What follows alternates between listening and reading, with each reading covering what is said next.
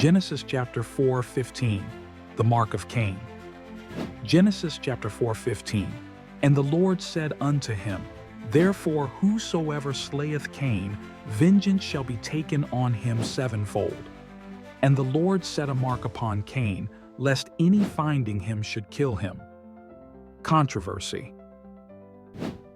The mark of Cain is one of the most controversial phrases in the Bible. First, what was this mark? Interpretations range from a physical sign to a symbolic or spiritual marker. Second, the passage has been misused historically. During periods of racial injustice, some claim the mark referred to skin color, falsely using this to justify discrimination and slavery, an interpretation that has been widely condemned. Finally, theological debates center on whether the mark was a punishment or a sign of God's mercy and protection, sparking questions about divine justice and grace. Historical and cultural context. The story of Cain and Abel takes place in the early chapters of Genesis, a time of familial and moral development. Cain, the firstborn of Adam and Eve, murders his brother Abel out of jealousy, committing the first recorded act of murder. In response, God punishes Cain by making him a wanderer on the earth. However, God places a mark on Cain to protect him, declaring that anyone who kills Cain will suffer sevenfold vengeance. In ancient cultures, marks or signs often had spiritual or tribal significance, serving as identifiers or symbols of divine protection. The exact nature of the mark remains unclear, but it carried profound implications for Cain's life and God's justice. Let's look at the interpretations. Over centuries, theologians and scholars have proposed different interpretations of the mark of Cain, a physical mark. Some believe the mark was a literal, visible sign, such as a scar or unique feature placed on Cain to deter attackers, a symbolic mark.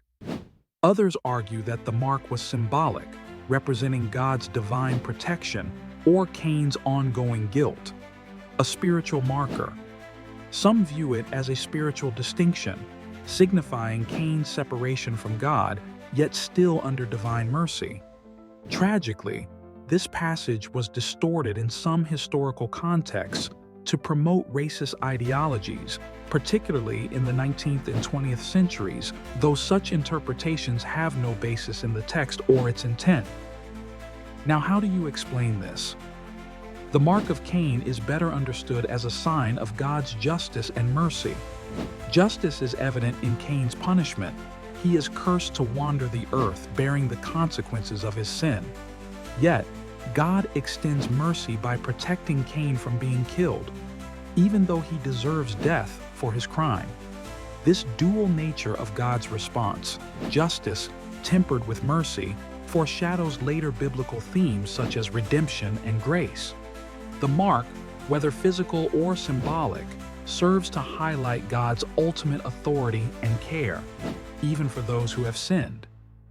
What is the modern application? The mark of Cain carries powerful lessons for today.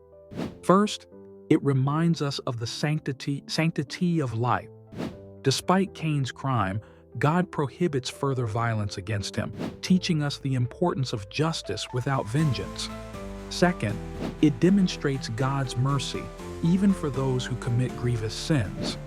This challenges us to extend forgiveness and compassion to others, recognizing that no one is beyond God's reach.